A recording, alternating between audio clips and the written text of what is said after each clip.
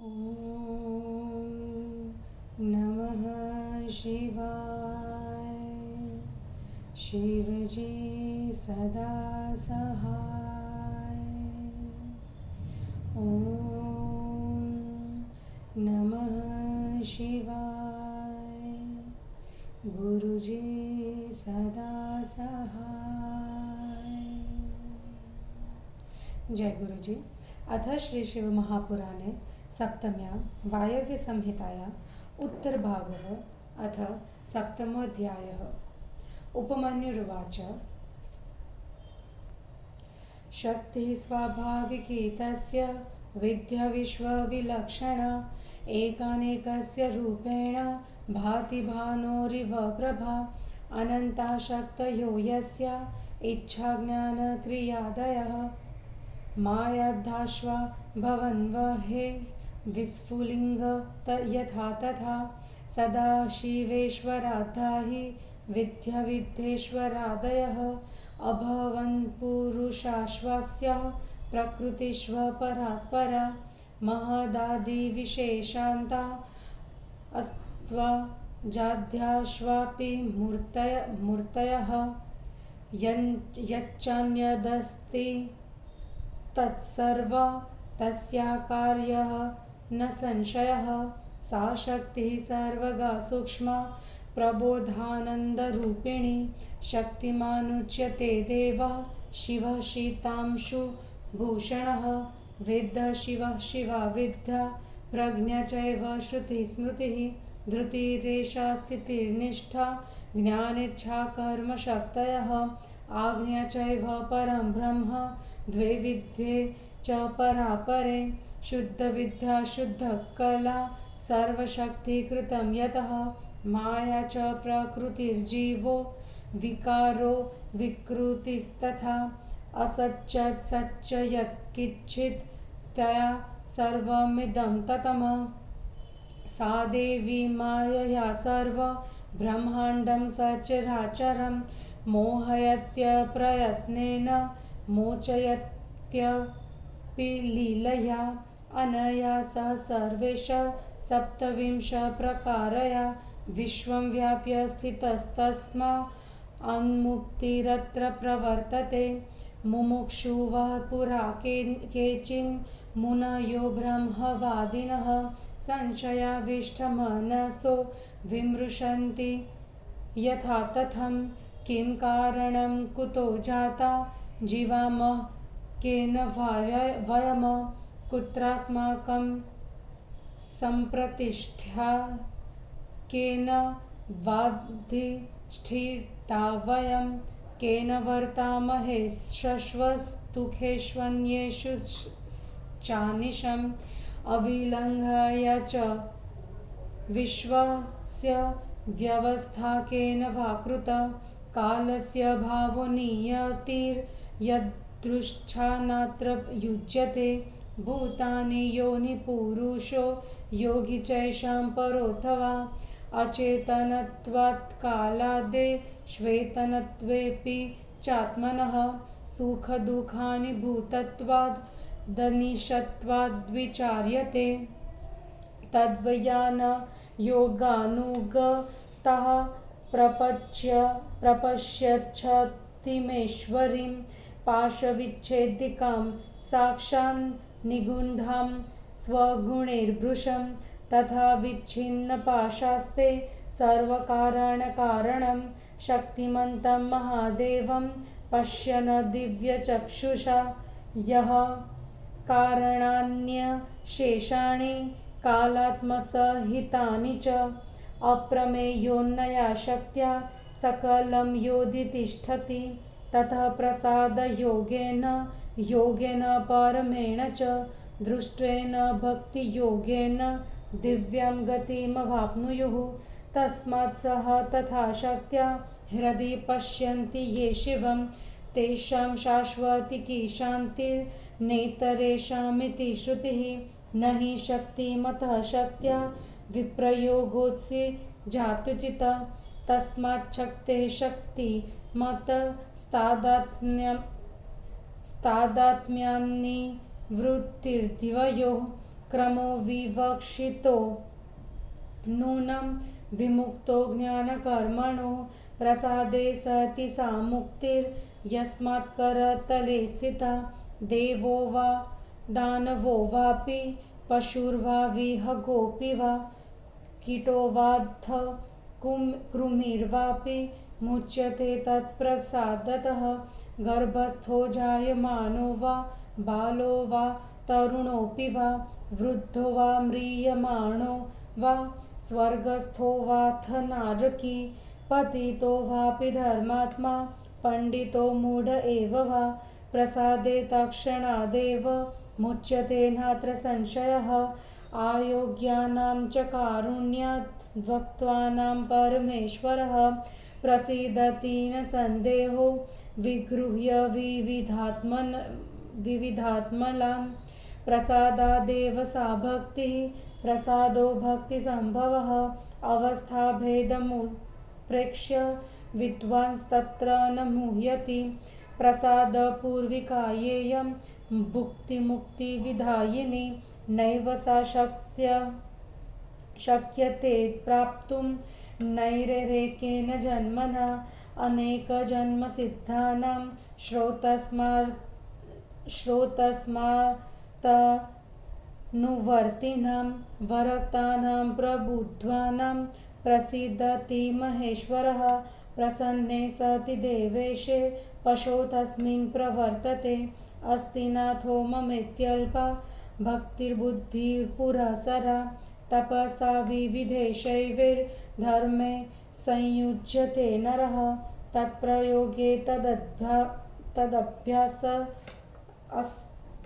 भक्तिः परा भवेत् परया च तया भक्त्या प्रसादो लभ्यते परः प्रसादात् सर्वपाशेभ्यो मुक्त्यस्य निवृत्तिः अल्पभावोऽपि यो मर्त्यः सोऽपि जन्मत्रयात्परः न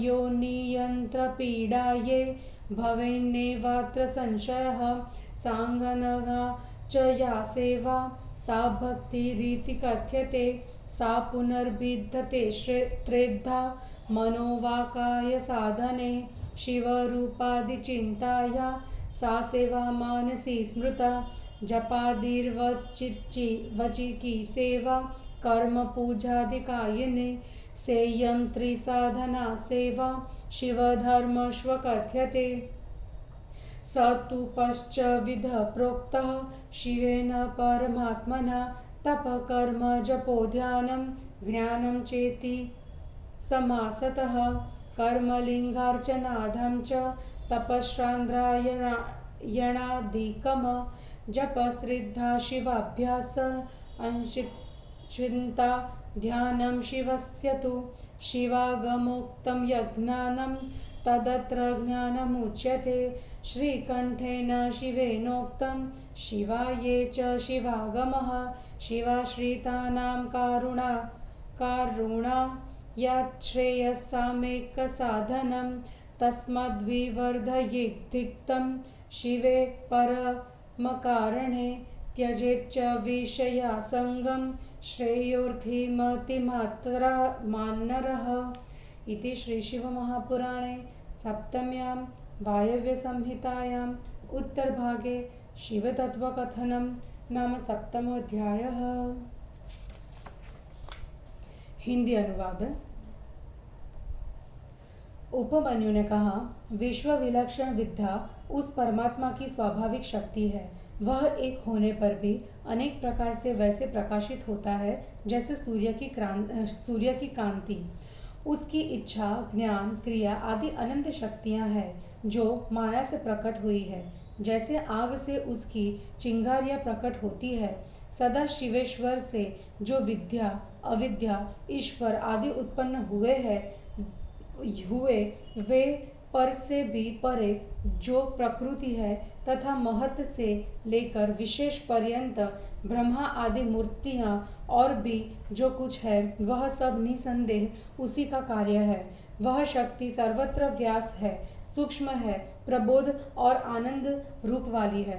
चंद्रशेखर देव उसी से शक्तिमान कहे जाते हैं। जानने योग्य शिव शिवा है, वे ही विद्या, प्रज्ञा, श्रुति, स्मृति, त्रुटि, स्थिति, निष्ठा, ज्ञान, इच्छा, कर्म, आज्ञा तथा शक्ति है। उस पर ब्रह्म की दो विद्याएं हैं, पर और अपर, क्योंकि शुद्ध विद्या और शुद्ध कला यह सब शक्ति का ही कार्य है। माया, प्रकृति, जीव, विकार, विकृति, सत्य, असत्य, जो कुछ भी है वह सब शक्ति से ही व्याप्त है।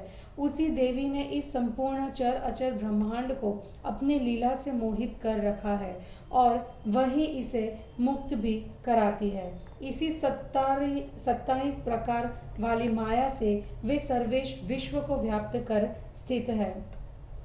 उन्हीं से मुक्ति मिलती है।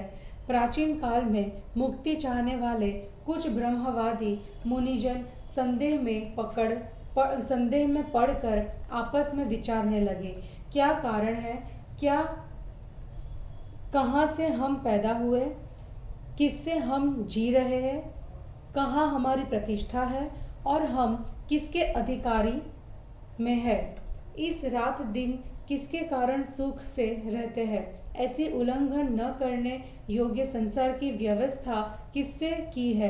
काल, स्वभाव, नियति, यदृच्छा को मानना इसमें उचित नहीं है। पंच महाभूत, योनि, पुरुष, इनका योग अथवा कोई और अचेतन होने से काल आदि का और चेतन होने से जीव का सुख दुख होने से उनका अनिशत्व स्वीकार किया जा सकता है। तब वे ध्यान योग प्राप्त होकर उसकी इस ईश्वरी शक्ति को देखने लगे, जो अपने गुणों से गुप्त तथा भव बंधन से मुक्त करने वाली है। उससे बंधन मुक्त होकर उन्होंने सब कारणों के कारण शक्तिमान महादेव को दिव्य दृष्टि से देखा, जो काल आत्मा सहित संपूर्ण जगत के कारण है, अप्रमेय है। वे ही इस शक्ति के साथ विराजमान है। फिर प्रसाद योग, परम योग तथा भक्ति योग से उन्हें देखकर वे दिव्य गति को प्राप्त हुए। इसलिए जो शक्ति सहित शिव जी को हृदय में देखते हैं उन्हीं को शाश्वत शांति मिलती है, दूसरों को नहीं, ऐसा वेद वाक्य है। शक्तिमान का शक्ति से कभी वियोग नहीं होता है, इसलिए शक्ति और शक्तिमान की कृपा से परम सुख मिलता है। मुक्ति की प्राप्ति में ज्ञान तथा कर्म की कोई आवश्यकता नहीं है। उनके प्रसन्न हो जाने पर मुक्ति अपने हाथ में आ जाती है। देव, दानव, पशु, पक्षी, शुक, कृमि कोई भी हो, उनकी कृपा से मुक्त हो जाता है। गर्भ में स्थित हो, पैदा हो रहा हो, बालक, युवा, वृद्ध, मरता हुआ, स्वर्ग या नरक में स्थित, पतित, धर्मात्मा, पंडित, मूर्ख कोई भी हो, उनके प्रसन्न होने पर निसंदेह तत्काल मुक्त हो जाता है। अयोग्य भक्तों के अनेक पापों को हटाकर परमेश्वर दयालुता के कारण उन पर निसंदेह प्रसन्न होते हैं। उनके प्रसाद से भक्ति मिलती है और भक्ति से उनकी प्रसन्नता मिलती है। अवस्था भेद का विचार कर विद्वान उसमें मोहित नहीं होते। उनकी प्रसन्नता से जो यह भुक्ति मुक्ति मिलती है वह एक ही जन्म में मनुष्यों को नहीं मिलती।